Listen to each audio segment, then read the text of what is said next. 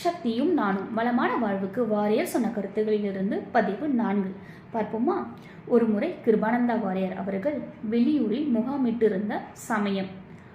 அன்று காலை கிருபானந்த வாரியார் அவர்கள் குளித்துவிட்டு தன் நெற்றியில் திருநீர் பூசிக்கொண்டிருந்தார். அங்கு விளையாடி கொண்டிருந்த சிறுவர்களில் ஒருவன் அதை பார்த்து கொண்டு, டேய் பர்றா, சாமியாரு நெத்திக்கு சுண்ணாம்படிக்கார் டோய் என்று சிரித்து கொண்டு நையாண்டி செய்தான்.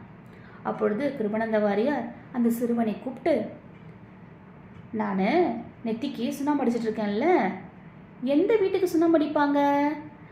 அழகாக எல்லாரும் வாழ்ந்துட்டு இருக்க நல்ல வீட்டுக்கா இல்லை குட்டி சத்துக்கா என்று கேட்டான்.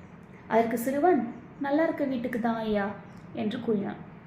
ஆமாம், நான் என் உடம்ப கடவுள் குடியிருக்கிற வீடாக நினைக்கிறேன், அதனால தான் என் நெத்தியில் நான் சுண்ணாம்பு பூசுகிறேன். நீ உன்னோட உடம்ப கடவுள் குடியிருக்கிற வீடாக நினைக்கிறியா இல்லை கழுத குடியிருக்கிற குட்டி சவராக நினைக்கிறியா என்று கேட்டார்.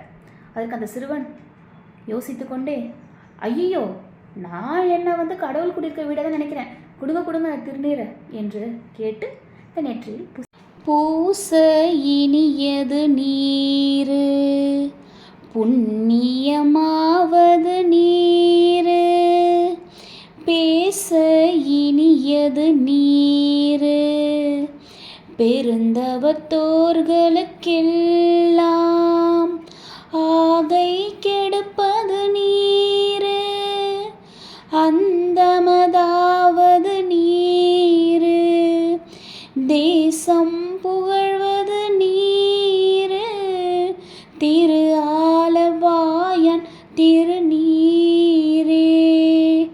திருநீற்று பதிகம்.